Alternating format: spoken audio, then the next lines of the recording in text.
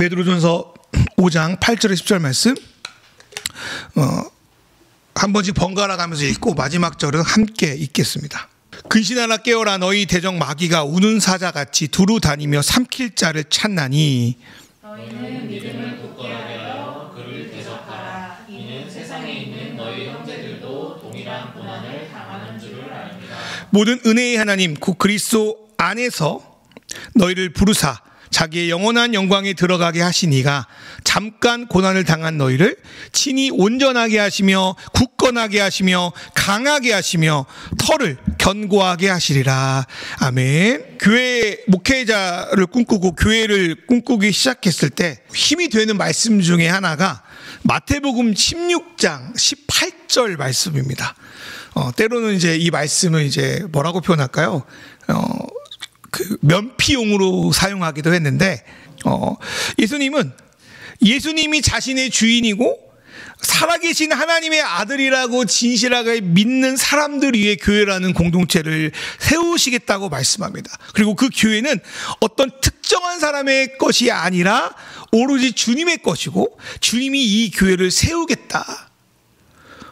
이게 되게 도전도 되고 위로도 되고 때로는 면피용으로 회피용으로 쓰기도 했어.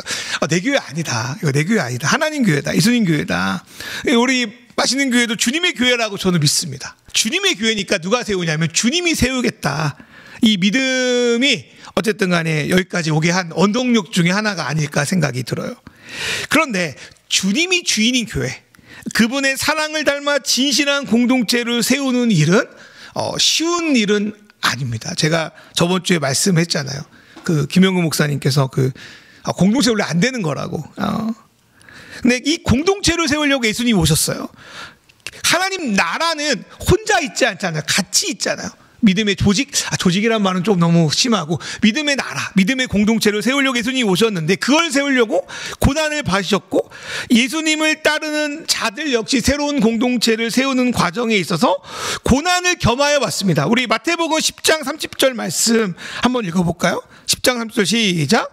현세에 있어 자식과 형제와 자매와 어머니와 자식과 전투를 백배나 박해를 겸하여 받고 내세의 영생을 받지 못할 자가 없느니라. 이 말씀 난해 구절 중에 하나인데 앞에 말씀에 이제 네가 네 형제 자매 다 버리면 내가 주겠다 이런 말인데 이거는 새로운 공동체를 말하는 거야.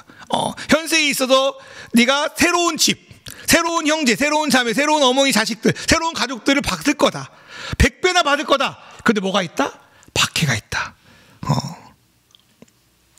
예수님께서 공동체를 시작하지 않으시고 자신이 직접 공동체를 세우겠다고 하시지 않았다면 그 공동체를 세우는 과정 속에 물론 은혜가 있고 사랑이 있고 평안이 있지만 고난을 겸하여 받지 않았다고 말씀하지 않았다면 우리가 공동체를 꿈꿀 수가 없었겠죠. 그리고 이제 이 교회를 세우는 거, 우리 모임을 해치는 걸 가장 싫어하는 족속이 있는데 그 족속이 바로 우리의 대적인 사단, 마귀라고 성경은 오늘 말씀합니다. 오늘 읽은 베드로전서 말씀은 공동체를 향한 사단의 공격이 어떤 것인지를 우리에게 말합니다. 성경에 보면 사단은 우리보다 힘이 세긴 하거든요. 근데 생각보다 힘이 없는 존재입니다. 근데 사단이요, 입이 탁월해요. 말빨이 죽여요. 거짓말을 되게 잘합니다. 그 에덴 동산에서 뱀이 사를 문 거 아니잖아요. 독을 주입한 거 아니잖아요. 말빨로 거짓말로 인간을 나락에 빠뜨렸어요, 사단이. 그리고 지금도 우리의 대적이 있어서 어떤 형식으로든 거짓말을 통해서 하나님이 우리에게 주신 축복을 우리가 온전하게 누리지 못하게 만든다는 거예요. 그러니까 우리가 늘 거짓말에 무너지는 거예요. 나는 부족해, 나는 망가졌어, 나는 안 돼, 아니면 나는 잘났어, 나 하나님 없어도 돼, 이런 거짓말에 속아서 하나님이 주신 축복을 우리가 온전히 누리지 못하는 거죠. 여러분, 우리가 어떤 사람입니까? 하나님께서 어떻게 우리를 부르셨습니까? 예수님이 우리를 자신의 핏값 주고 하나님의 자녀로 삼으셨다고 성경은 말합니다. 하나님은 우리 예수 믿는 자들을 모아서 교회라는 몸을 세워서 에베소서 1장 23절의 말씀에 의하니까 만물 안에서 만물을 충만하게 하시는 그 주님의 충만함을 우리가 누릴 뿐 아니라 그 충만함을 일부 드러낼 수 있는 존재로 교회를 세우셨대요. 이런 놀라운 비전이 있는 교회와 우리의 모습을 보면 작아지기도 하고 또 그러지 못하는 모습을 작아지기도 하지만 이게 하나님이 주신 말씀이라면 하나님은 교회를 통해서 공동체를 통해서 만물을 충만케 하시는 그 충만함이 드러날 거라고 말하는 거예요. 그런데 이 사단이라는 족속이 교회의 역할을 예배 서비스만 좀 받는 곳, 천국 갈 때까지 좀 기다리는 곳, 단순히 좀 뭐 먹고 즐기는 곳, 뭐 사교단체 뭐 이렇게 격화시키는 거예요. 예수를 믿는 것까지 내가 막을 수 없으면 예수를 믿긴 믿는데 어떠한 영향력도 없게 그 안에 노아의 방주처럼 가다 놓는 거예요. 여러분, 노아의 방주가 필요해요. 그쵸? 근데 노아의 방주 계속 있으면 안 되잖아요. 나와야 하잖아요. 근데 나오지 못하게 하는 게 사단의 역할 중에 하나인 거죠. 우리가 이런 거짓말 많이 하잖아요. 예수를 믿어도 사람은 절대 변하지 않아. 믿을 수 없어. 신앙생활도 각자 도생해야 돼. 저 되게 그거 잘 믿었던 것 같아요. 야, 교회는 각자 도생이야. 제가 예전에 그 모교회 가가지고 중학교 2학년 때 갔는데 저희 어머니가 선교를 잘하는 교회라고 해서 보냈어. 중학교 때 나 혼자 우리 아는 사람들하고 내가 그 뒤에서 예배를 드리는데 아무도 나한테 말을 걸어주지 않아. 예배가 끝났어. 공과야. 지들끼리 공과를 해. 내가 뒤에 가만히 앉아있는데 아무도 나에게 말을 걸어주지 않아. 나 이거 정말 안 되겠다. 그래서 이제 그래도 신앙이 순수해가지고 그 형들은 짜증나서 갔거든. 근데 나는 이제 그 옆에 있는 다른 교회 예배는 드리고 갔어. 가기 싫은 거야. 너무 싫은 거야. 근데 한 번만 더 가보자. 갔는데 앉아있는데 뒤에 아무도 나에게 뭐라고 하지 않아. 공과 시간인데도 뭐라고 안 하는데 어떤 선생님 한 분이 나한테 저번에 오지 않은? 네, 저번에 왔어요. 왜 이러고 이제 내가 공동체에 들어갔는데 진짜 나는 이제 여기 살아남아야 된다. 누구도 나 챙겨주지 않는다. 뭐 이런 그런 게 교회구나라고 잘못 생각했던 것 같아요. 그래서 어떤 이런 뭔가 정말 생경대로 말하는 그런 교회, 그런 사랑, 그런 형제 사랑은 뭔가 특별한 사람만 하는 거지. 안 돼. 대부분 필수 아니고 선택이야. 뭐 이래서 우리를 속이는 게 사단의 역할이라는 거죠. 예수를 믿는 우리가 그래서 영향력을 발휘할 수 없을 뿐 아니라 오히려 예수 믿는다고 겉으로는 하지만 하나님과 전혀 반대되는 말과 행동을 하게 우리를 만드는 게 사단의 계략 중에 하나죠. 사단이 그렇게 하는 이유가 뭐냐면 우리가 진실한 공동체, 주님이 우리에게 주신 교회를 세우지 못하게 만드는 거예요. 오늘 앞에 말씀 보니까 주님의 공동체가 세워지면 음부의 권세가 흔들 수 없는 모임이 만들어진대요. 하나님의 뜻을 온전히 아니까 마태복음 16장 19절에 보니까 땅에서 매면 하늘에서 매이고 땅에서 풀면 하늘에서 풀리고, 그래서 하나님의 영광이 이 교회라는 곳을 통해서 흘러나온대요. 하나님의 형상이 드러나는 거예요. 그래서 사람 보고 예수 믿는 거 아니라고 하는데 그거 거짓말이에요. 우리의 모임 안에 하나님의 형상이 드러날 때, 성령의 은혜로 그때 그 형상을 사람들이 보고 들어온다는 거예요. 우리 교회가 그런 형상이 드러나는 그런 교회가 되기를 소망합니다. 근데 하나님이 형상이 드러나는 거, 이거는 사단이 기필코 막아야 돼요. 예수라고 믿는 것까지는 허용하겠어. 그래, 그거 뭐 괜찮아.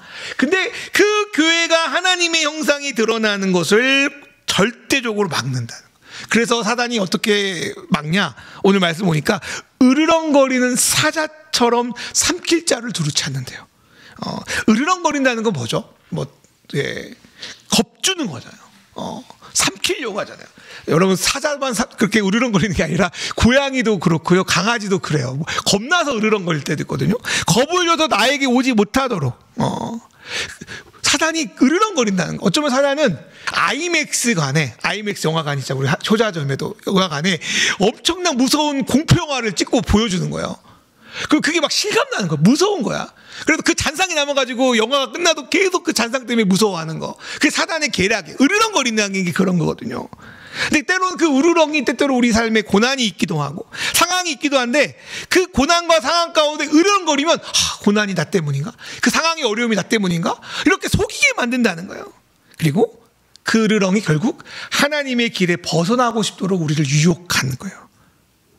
그럼 사단은 그 으르렁거림을 통해서 우리에게 뭘 삼키고 싶냐? 첫 번째로 하나님을 향한 굳건한 믿음을 삼키고 싶어 하는 거예요. 그래서 우리의 영적 싸움은 첫 번째로 믿음의 굳게 서는 거. 오늘 말씀드린 믿음에 굳게 서는 거. 사자가 아무리 으르렁거려도 내 삶에 몸이 좀 아프거나 좀 상황이 좀 내 생각대로 안 되거나 여러 가지 어려움이 있다 하더라도 그 으르렁거림이 있다 하더라도 하나님이 나에게 하신 약속은 깨뜨리지 못한다. 사단이 공격해도 하나님 나라의 교회는 흔들 수 없다. 하나님 되심은 아무리 으르렁대도 결코 없어지지 않는다. 하나님 반드시 우리를 통하여 일하실 거다. 하나님 반드시 우리의 삶을 이끄실 거라. 그걸 내가 성경에서 봤다. 그걸 받아들이는 게 믿음에 굳게 서는 거예요. 사단의 공격은 하나님을 향한 우리의 믿음을 떨어뜨리는 데 있습니다. 믿음을 떨어뜨리기 위해서 때론 수단, 방법을 가리지 않습니다. 그렇기에 믿는 이들에게 고난이 많은 거예요. 물론 믿지 않는 분들에게 고난이 많아요. 믿는 데에 고난이 많은 거는 내가 하나님을 믿는데, 전능하신 하나님을 믿는데 나는 고난이 있다는 거에 대해서 부딪히잖아, 우리 삶에. 그런데 그 믿음을 떨어뜨리기 위해서 고난이 있다는 거예요, 때로는. 그러니까 그것 때문에 진실한 공동체를 세우기가 어렵다는 거예요. 그럴 때 베드로 사도가 권면하는 것은 베드로서 5장 9절 말씀처럼 믿음에 굳게 하여 사단을 대적하는 거예요. 우리 읽어볼까요? 너희는 믿음을 굳게 하여 그를 대적하라. 이는 세상에 있는 너희 형제들도 동일한 고난을 당하는 줄을 알리라. 세상의 형제들, 믿음의 형제들도 동일한 고난을 받는다. 믿음에 굳건하게 하여 그 고난을 가지고 속이는 사단을 대적하라는 거예요. 여러분, 뭐 하나님이 고난을 꼭 주지는 않지만 사단이 꼭 고난을 주는 것도 아니에요. 그러니까 때로는 사고처럼 우리 삶에 일어나요. 깨어졌기 때문에, 망가졌기 때문에. 여러분, 망가진 자동차가 지금은 잘 가도 언제 망가질지 모르죠. 제 예전 차가 SM3 검은색이었는데 어느 순간 이렇게 그 엑셀을 밟는데 좀 이상한 거야. 이상하다. 그리고 밟는데 뭔가 30에서 40 정도 가는데 뭔가 약간 이런 느낌이 있는 거야. 근데 어느 순간 앞으로 안 나가, 차가. 천천히 나가. 그래가지고 이제 자동차 센터에 갔죠. 그래서 그걸 고치는데 이제 그 정식 센터 가니까 이거 한 300, 400 든대. 근데 가장 큰 문제는 고쳐도 장담을 못한대. 어떻게 고치니? 그래가지고 이제 그 잘 고치는데 가가지고 고쳐가지고 이제 왔어. 근데 하루 이틀 지나니까 뒤로 후진을 하니까 후진이 안 돼.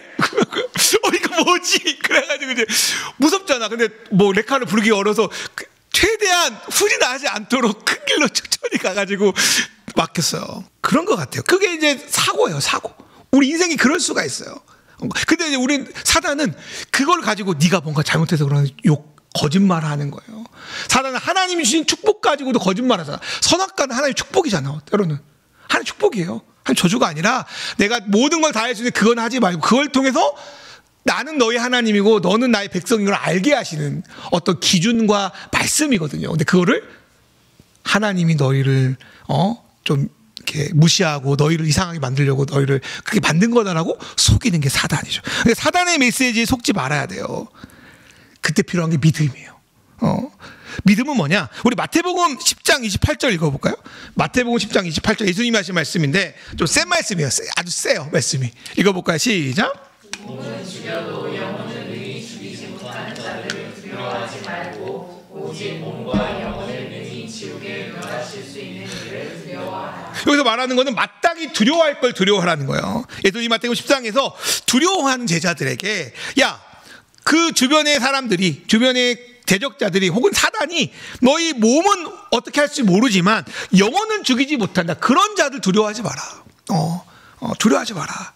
우리 안에 닥치는 고난이 우리의 몸이 때로는 우리를 구속할 수 있어요. 그런데 악한 자들과 사단이 우리 몸을 넘어뜨리고 태생대로 방해할 수 있어요. 그런데 예수님은 그들이 진짜 생명인, 진짜 가치인 우리 영혼을 훼손시키지 못한다. 여기서 영혼은 죽고 나 천국 가는 그런 영혼도 있지만 내 본질적인 거 훼손시키지 못한다는 거예요. 아무리 택배 와가지고 좋은 거 샀는데 박스가 헤어졌어. 마음에 안 들어. 근데 그 안에 내용물만 있으면 괜찮지 않아요? 물론 뭐 박스 짜증나면 좀 바꿔도 있겠지만 내용물만 괜찮으면 박스는 어렵지 않다. 그러니까 사단과 우리 환경은 우리의 박스를 공격할 수 있어. 우리 내용물은 공격할 수 없다는 거예요. 두려워하지 말라는 거예요. 그럼 누굴 두려워야 하냐? 오직 몸과 영혼을 등이 지옥에 멸할 수 있느니 모든 세상의 심판권자인 하나님을 두려워하라는 거예요. 요한복음 16장 이렇게 말해요. 예수를 믿음으로 세상에 환난에 처하게 될 제자들에게 뭐라고 말하냐면, 자, 요한복음 16장 33절 읽어볼까요? 33절 시작.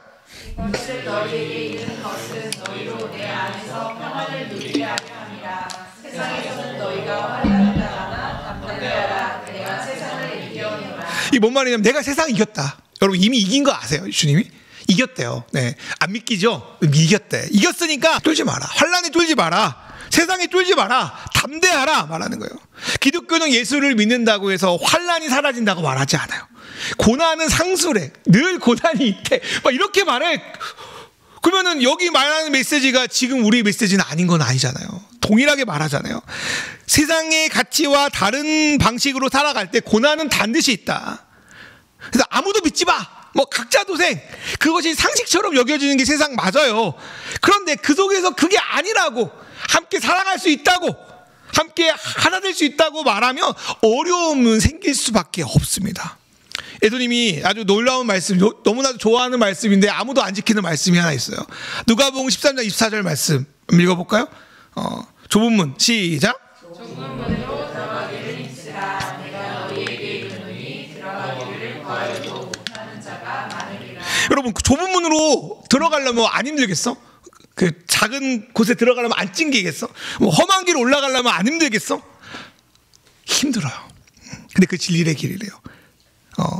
기독교인은 좁은 길을 올라가는 사람이래. 계단 가파른 길을 올라가는 사람들이래. 그러면은 안 힘들겠냐고. 넓은 길로 가면 쉽죠. 좁은 길로 가면 어렵대요.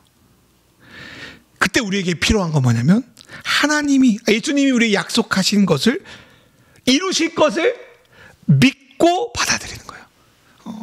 그리고 그 뜻대로 행하는 거예요. 이미 하나님이 우리에게 구원을 이루셨다는 것을 믿음으로 받아들이는 거예요. 예수님을 통하여 믿음은 눈에 보이는 것이 아니라 하나님을 신뢰하는 거예요. 믿음은 눈에 보이는 어떤 경험이나 어떤 그런 뭔가 잘 돼가지고 내가 하나님 살아계시 이게 아니라 그건 어느 하나의 계기가 될 수 있어요. 그러나 본질적으로는 하나님을 신뢰하는 거예요. 눈에 보이지 않는 하나님을 신뢰하는 거예요. 믿음은 볼 수 없는 것을 그래서 볼 수 있게 하는 단서가 돼요. 그래서 우리 믿는 사람들은 하늘을 바라보는 사람이에요. 하늘은 보이지 않는 걸 바라보는 사람이에요. 보이지 않으나 실제로 하시는 하나님의 믿음으로 바라볼 때 우리는 믿음에 굳게 설 수 있습니다. 그래서 히브리서 11장 1절에 뭐라고 합니까? 믿음은 바라는 것들의 실상이요 보이지 않는 것들의 증거다. 그래서 기독교인은 어떨 때는 붕 떠 있는 사람이에요. 없는 걸 있다고 하는 사람. 진짜 없는데 있다고 하면 그거 진짜 바보지. 우리는 둘 중에 하나야. 완전 세상의 바보거나 정말 진짜를 바라보는 사람들이거나. 어떤지 모르겠어요. 진짜로 생각하니까 교회에 오는 거 아니겠어요? 그래서 믿음은 하나님을 바라볼 수 있게 하는 통로가 됩니다.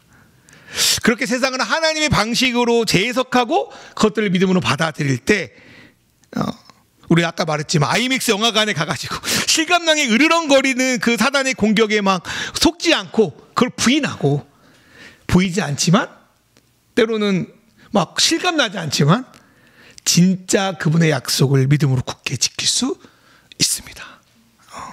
두 번째로 영적 전쟁은 시대를 분별할 수 있어야 됩니다. 지금 살아가는데 별 문제가 없고 살만하다고 괜찮은 게 아니잖아요. 사단은 우리가 예수를 믿더라도 계속 시각을 좁게 만들어서 계속 그 안에만 놀게 하는 술책을 매우 잘 써먹고 있어요. 그때 하나님 뭐라고 말하냐면 그리스도인들이 정신을 차리고 깨어있기를 원하십니다. 여기서 정신 차리라는 것은 우리가 관심을 두고 있는 곳, 정신을 차리고 못하고 정말 딴 데 집중하고 있는 곳에서 벗어나라는 거예요. 정신 차리라는 거예요. 거기 집중할 거 아니야. 그게 네 영생, 너의 생명을 주관하지 않아. 거기서 나오라는 거예요. 제가 이번에 본 말씀 중에 하나인데 바울 사도가요. 에베소 5장 말씀 이런 말씀합니다. 5장 18절 말씀 읽어볼까요? 시작.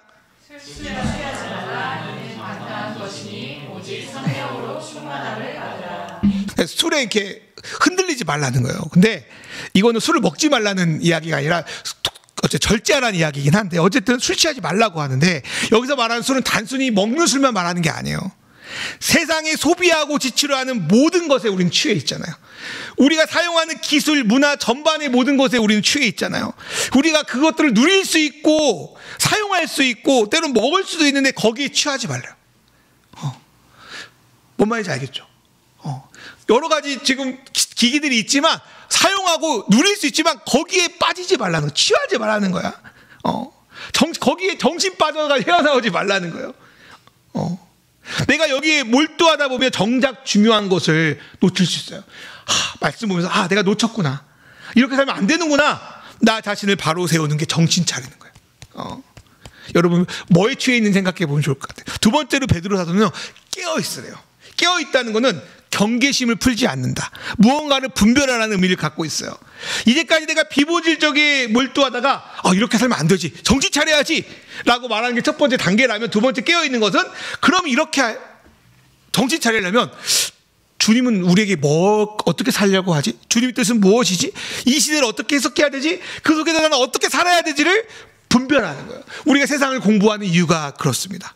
그래서 제가 존경하긴 하는데 너무 어렵고 방대해서 잘 많이 공부하지 못했던 칼 바르트라는 독일의 신학자가 있는데, 이분이 그 당시에 되게 유명한 말을 남겼어요.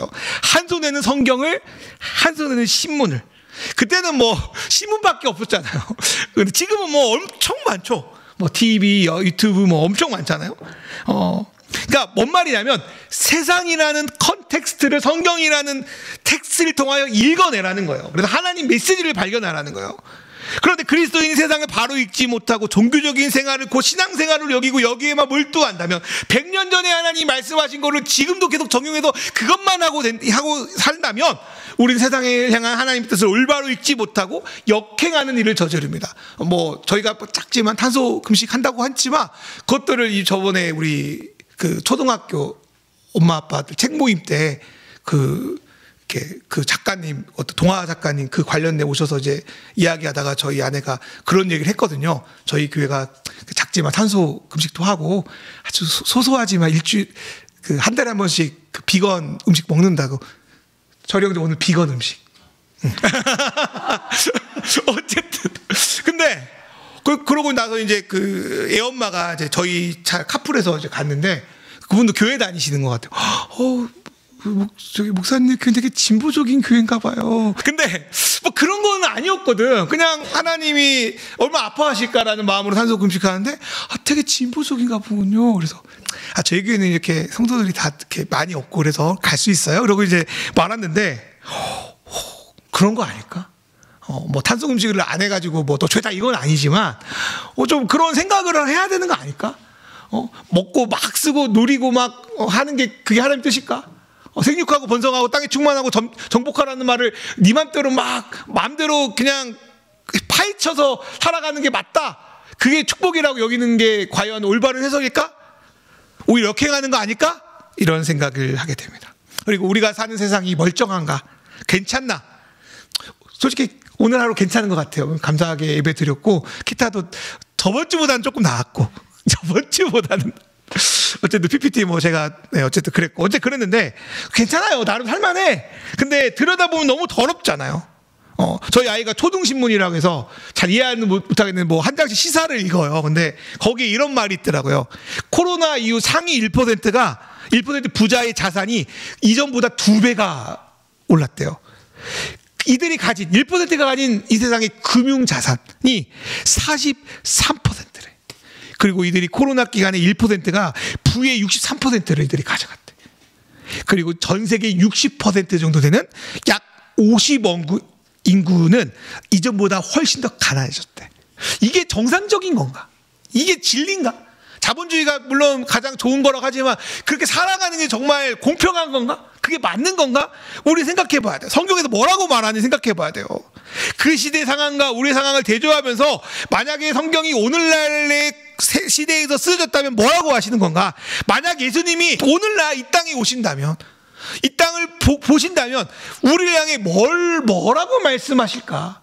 바리새인들한테 회칠한 무덤이라고 했는데 우리는 바리새인들 아니까 괜찮지라고 하면 안 된다는 거. 그 바리새인들한테 회칠한 무덤이라고 했다면 그 바리새인들이 내가 될 수도 있다는 거예요. 이거를 생각해 봐야 하지 않나 생각이 들어요. 그 분별이 우리 안에 필요하다. 그리고 이 분별의 능력을 하나님은 성령의 은사와 되게 밀접하게 말씀해요.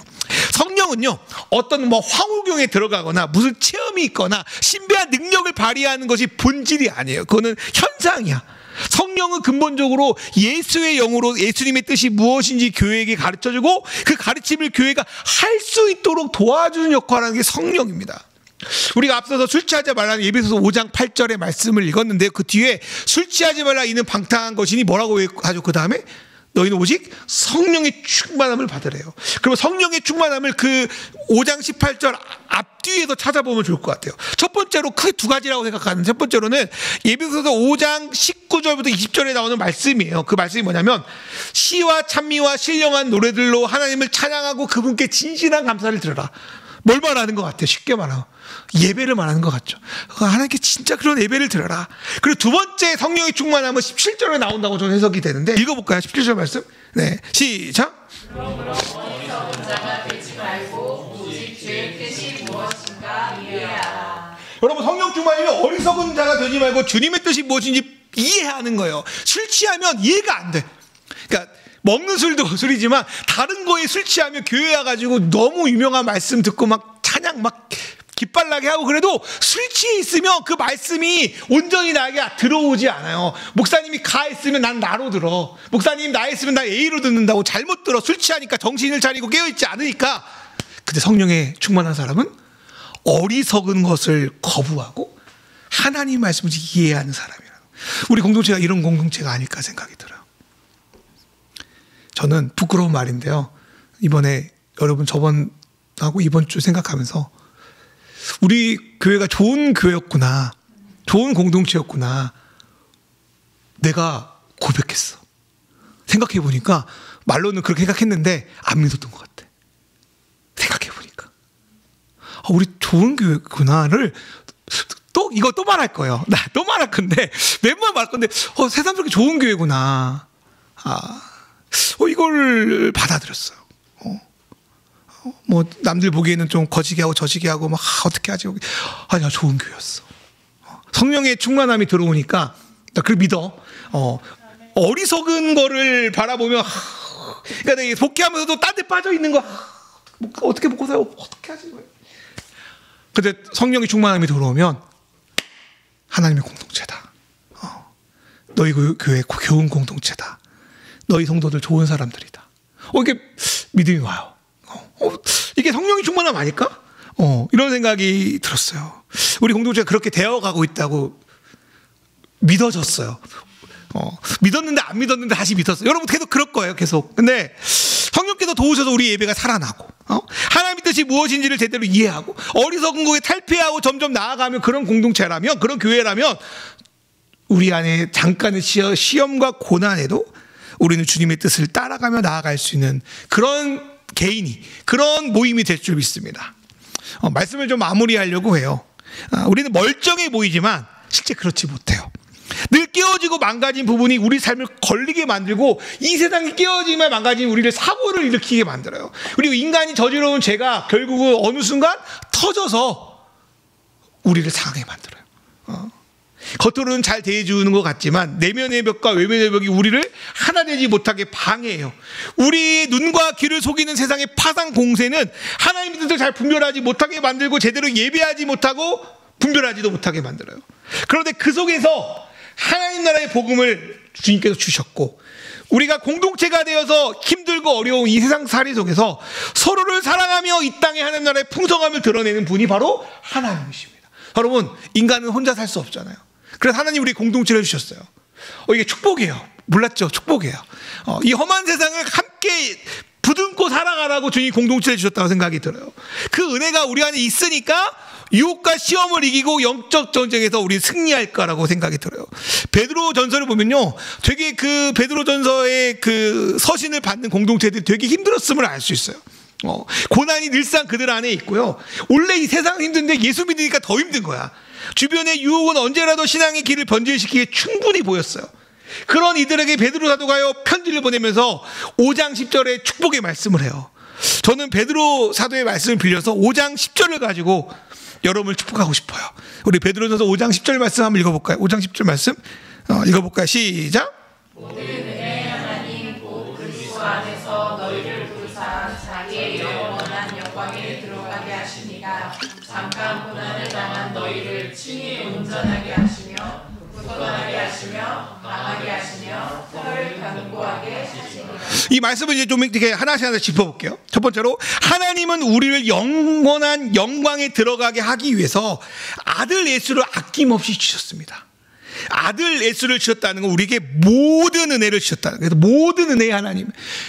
로마서 8장 32절에 이런 말씀 있잖아요. 자기 아들을 아끼지 아니하고 우리 모든 사람을 위하여 내어주신 이가 어찌 그 아들과 함께 모든 것을 우리에게 주시지 않겠느냐. 아들을 받은 우리에게 하나님이 모든 걸 주시지 않겠느냐. 여러분, 예수가 모든 것이라는 게 이런 말이에요. 그 하나님이 우리를 내버려 두시지 않아요. 예수가 우리 안에 있다면 하나님이 우리를 내버려 두시지 않아요. 이미 그 영광을 주신 분이 우리 살아가는 삶 속에서 우리가 생각하는 것과 다른 종류의 귀한 영광과 은혜를 주시지 않겠냐는 거예요. 그 하나님을 우리가 믿었으면 좋겠어요. 그리고 성령 하나님을 통해서 우리 공동체와 함께하고 계심을 우리가 믿었으면 좋겠습니다. 그리고 예수님은 진정 주님의 이름으로 모인 곳에 함께 하신다고 말씀합니다. 믿어봅시다. 하나님은 진정 자신을 주인으로 인정하는 공동체를 교회로 인정하십니다. 그리고 그 안에서 우리를 회복시켜 주십니다. 시간은 오래 걸려요. 달라요. 각자 달라요. 그러나 하나님께서 주의 이름을 모인 공동체 안에서 온전히 회복시켜 줄 줄 믿습니다. 베드로전서 말씀을 제가 이렇게 풀어가는 거예요. 그리고 하나님은 우리가 쓰러지고 포기할 때마다 우리를 강력하게 지지한대요. 회복시켜 주시고 지지하신대요. 특별히 믿음의 공동체 안에서 서로를 지지하고 격려하게 만들어요. 하나님의 은혜로. 그래서 우리가 형제 자매로서 서로의 사랑에 대한 지지로 기대할 수 있는 그런 공동체가 되길 소망합니다. 세 번째로 베드로 사도는 하나님이 친히 우리를 강하게 하신대요. 여러분, 강하게 했으면 좋겠어요. 우리가 영적으로 정신을 차리고 깨어서 주님의 뜻을 행하는 사람으로 균형 있게 성장하게 하실 줄 믿습니다. 강하게 하실 줄 믿습니다. 점점 어린아이처럼 먹고 싶은 음식만 바라고 행동하지 않는 그런 신앙에서 벗어나서 주님을 아는 것과 믿는 것에 하나가 되는 그런 장성한 분량까지 이르는 저와 여러분이 되길 소망합니다. 여러분, 아는 것과 믿는 것에 하나가 되어서 강성한 자가 됐으면 좋겠어요. 마지막으로 하나님은 우리를 든든하게 세워줄 걸 믿습니다. 오늘 베드로 사도의 말씀처럼 교회를 든든하게 하는 분은 목사가 아니라 몇 명의 사람들이 아니라 하나님이라고요. 예수님이 그 교회를 세우십니다. 하나님이 세우신다고 해서 뭐 부대낌이 없는 거 아니잖아요. 애씀이 없는 거 아니잖아요. 그러나 우리가 믿는 것은 하나님께서, 예수님께서 주인 되신 공동체를 하나님이 견고하게 세우신다는 사실입니다. 그렇게 우리 삶 속에도 벌어지는 고난과 부대낌과 유혹에 쫄지 말고 예수라는 본질에 집중하고 믿음을 굳건히 하고 정신 차려 나가는 저와 여러분 되기를, 제가 정신 차려야 하니까 제가 되기를 주님의 이름으로 축원합니다. 은혜의 하나님이 우리 공동체 가족들을 통하여 서로를 회복시키고 지지하시고 강하게 하시고 든든하게 세워줄 것을 말씀에 의하여 믿음으로 소망합시다. 이 꿈을 저희 안에 이루어질 것을 소망합니다. 우리 교회 누가 세우냐면 예수님이 세운대. 예수님이 자기 거래. 자기 거라고 하면 제가 저희 자리를 내어주고 그분께 좀 맡겨가는 그런 저와 여러분 됐으면 좋겠습니다. 그래서 좀 조직 뭐 이런 모임 이런 게 아닌 진실한 공동체로 함께 세워가고 싸워가고 사랑하는, 포기하지 않는 저와 여러분 되기를 소망합니다.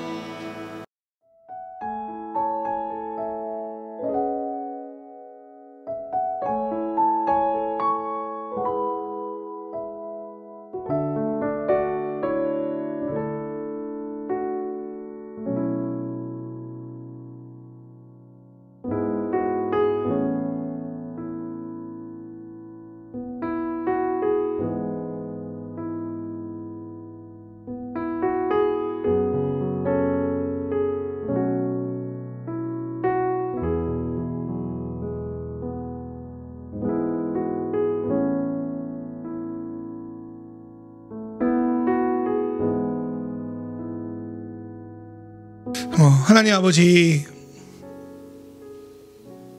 우리가 살아가는 세상 가운데는 수많은 영적 전쟁이 있습니다.